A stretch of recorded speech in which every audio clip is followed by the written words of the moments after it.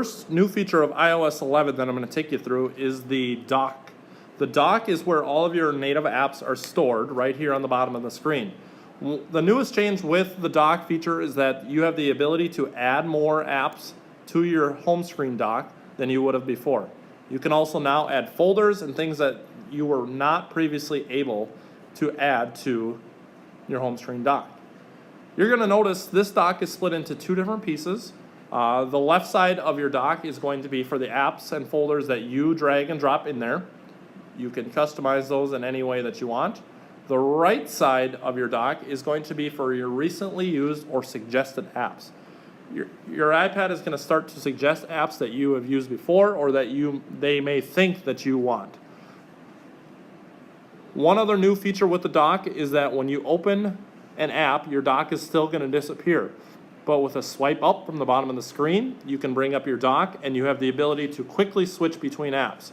So I can jump between my mail to my Schoology and so on and so forth. If you want to split screen or to use another app at the same time, I'm going to start in my mail here. So I have my standard mail inbox. When I open it up, if I wanted to split screen with my mailbox and use another app at the same time, I drag up from the bottom of the screen. I'm going to pick that I need to use my internet at the same time. So I drag my internet up and I slide it to the side of the screen. Now right now, I can use both my internet and my mail app at the same time. If I want to completely split screen, I take the little gray bar and I'm going to slide it over to right in the middle of the screen. Now I have access to use both my Safari and my internet at the exact same time. By dragging up, I can switch out apps if I need to, if I want to drop my Twitter feed in there, and I'm able to do things that way. So that is the new feature on iOS 11 with docks.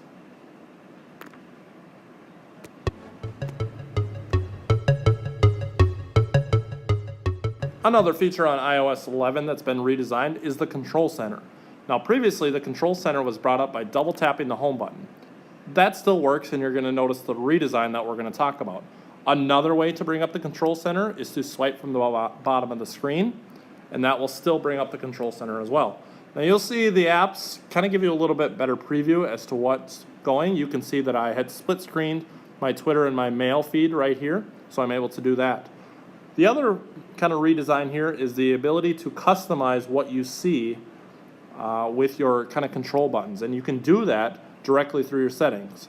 So with my dock, I'm able to jump to my settings, and now I can change what buttons I see in my control center. So I have the ability to add and subtract on my control center, and I can kind of change a couple of things.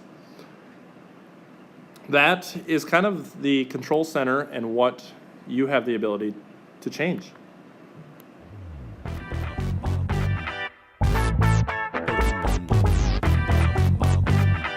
Notes is another app that has added some very useful features. When I open up a new note, I now have the ability to scan a document. What this is going to allow me to do is to turn my camera into a document scanner. So when I get this centered, I have now taken a picture and I can turn that picture into a PDF. So when I save that picture, I have the ability to turn that scanned document into a PDF, which I can now save in my files where I can drag and drop. I can add it to Google Drive, and I have the ability to upload it to Schoology as well. So I'm going to save my file to my iCloud Drive so that I can drag and drop as I need. So scanning documents is one of the many changes to Notes. The other that you're going to notice is a newly designed keyboard. Now this keyboard is new for all of iOS. It's not just the Notes app, but you're going to see one little change. You still have the ability to toggle between the standard letters and number/character keyboards, but they've added a shortcut on your main keyboard. Now you notice the little characters at the top of each key. By swiping down on each letter, I am now able to do a shortcut to get to each number or character.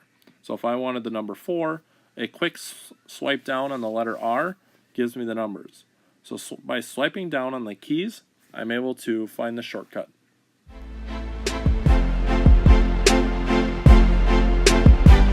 coolest features I've discovered with iOS 11 is the ability to drag and drop photos and files from one app to another. I'm going to show you an example of where this would be useful. As I open up my Mail tab, I'm also going to open up a second app.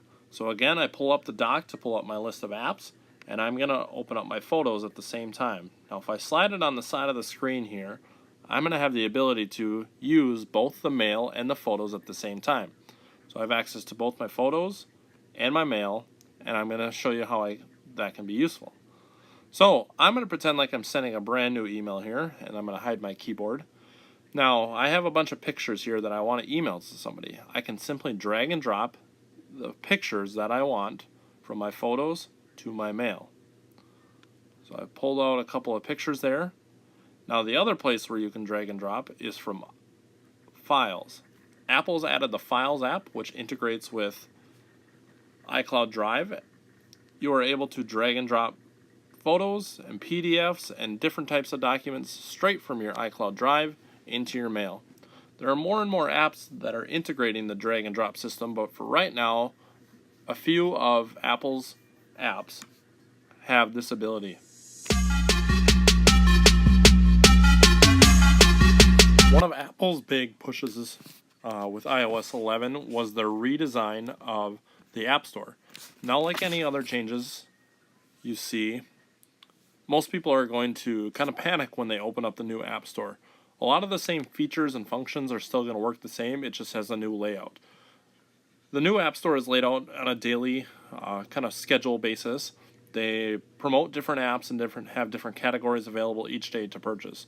So as you see, as I kind of scroll down, they promote different things every day, and that's just one way of kind of promoting their different apps that they have. All along the bottom, you're going to see the same options. They've separated the Games tab, since that's their most popular place that people go. You still have the apps in the same categories and features that you would find if you are looking for apps for your classroom. Updates feature is still the same, as well as the search. So that's a quick rundown of the brand new App Store that you can explore.